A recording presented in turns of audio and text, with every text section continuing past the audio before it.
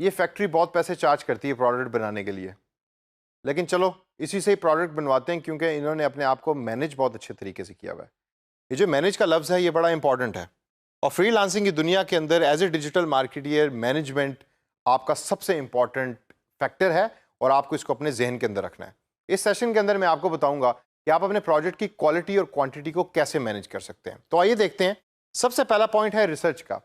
Research मैं बार बार इसके ऊपर एम्फेसिस भी देता हूँ, जोर भी डालता हूँ। उसकी वजह यह है कि इंटरनेट के दौर के अंदर रिसर्च करना जितना ज़्यादा आसान हो गया है उतना ही ज़्यादा इंपॉर्टेंट हो गया है।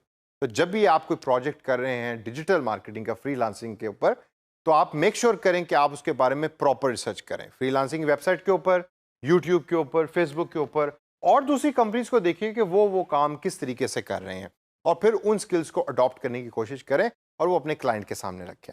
इससे आगे अगर हम चलें तो हमें नजर आता है स्ट्रेटेजाइज, यानी कि प्लान बनाएं। देखें कि मैं किस तरीके से इस काम को कितने वक्त के अंदर कंप्लीट कर सकता हूं, इसका सबसे ज्यादा फायदा आपको होगा। फिर हम बात करते हैं रिटन प्लान की। हम अक्सर जब भी डिजिटल मार्केटिंग की जॉब करते हैं फ्रीलांसिंग वेबसाइट पे, तो रिटन प्लान को भूल जाते हैं। उसकी सबसे बड़ी वजह यह है कि हम कहते हैं कि भाई काम तो हम कंप्यूटर के ऊपर बैठ के करें, तो मुझे लिखने की क्या ज़रूरत है। नहीं, जब आपके पास रिटन प्लान होगा प्रॉपर टाइम के साथ, तो आपको ये पता होगा कि मैंने क्या काम किस दिन कितने बजे किया है और क्या काम किस दिन कितने बजे करना है। तो रिटन प्लान बनाना बहुत ज़्यादा ज़रूरी है। आगे आता है फीडबैक। सबसे इंपॉर्टेंट चीज़, घबराना नहीं। फीडबैक आपके काम को मज़ीद उसकी क्वालिटी को भी बेहतर करेगा, और इन द फ्यूचर जाके उसकी क्वांटिटी भी बढ़ेगी। आपके पास प्रोजेक्ट ज़्यादा आएंगे क्योंकि क्लाइंट्स का आपके ऊपर जो ट्रस्ट है वो बिल्ड होगा। तो फीडबैक हमेशा लीजिए, क्लाइंट से लीजिए, अपने इर्द गिर्द के लोगों से लीजिए, और जो कस्टमर्स हैं उनके फीडबैक को भी तरजीह दें। आगे हमारे पास आता है बी रियलिस्टिक का पॉइंट। हकीकत। हकीकत से आपने कभी दूर नहीं जाना। हमेशा देखें कि एक्चुअल हकीकत क्या है। हकीकत के अंदर टाइम रिक्वायरमेंट और वर्कलोड की बहुत ज़्यादा अहमियत है। आप ये ना कभी देखिए कि मैं ज़्यादा काम ले लूँ तो जिसकी वजह से मुझे ज़्यादा पैसे आएंगे। नहीं, आपने क्वालिटी और क्वांटिटी ऑफ द प्रोजेक्ट्स को हमेशा अच्छे तरीके से मैनेज करना है।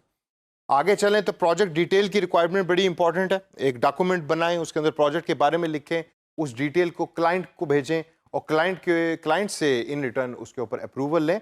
प्रोजेक्ट डिटेल की जो इंपॉर्टेंस है वो बहुत ज़्यादा है। क्लाइंट को बड़ा पसंद है कि अगर इन द बिगिनिंग प्रोजेक्ट शुरू करने से पहले आप क्लाइंट से बात करें और डिटेल के अंदर उसको बताएं कि क्या काम है और किस तरीके से होगा और उसके ऊपर कितना वक्त लगेगा और कितने पैसे होंगे। स्केड्यूल बनाएं हमेशा। डिजिटल मार्केटिंग की जॉब जो है वो स्केड्यूल के बगैर बिल्कुल अधूरी है। आपने अगर 1 महीने का पोस्टिंग का प्लान बनाना है फेसबुक का, तो उसका स्केड्यूल आपके पास डे 1 से तैयार होना चाहिए, और आपको पता होना चाहिए कि किस तरीके से कब आपने वो पोस्टिंग करनी है।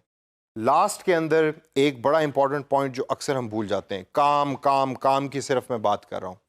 इसके अलावा एक और चीज़ भी है जो क्वालिटी और क्वांटिटी को मेंटेन करने के लिए बहुत इंपॉर्टेंट है। वो है वेकेशन के ऊपर जाना। जाएं मरी जाएं, जाएं गवादर जाएं, जाएं नॉर्दर्न एरियाज में जाएं, और टाइम को डे ऑफ लें, टाइम ऑफ लें। कोई फ़र्क नहीं पड़ता 2 दिन अगर आप काम नहीं कर रहे।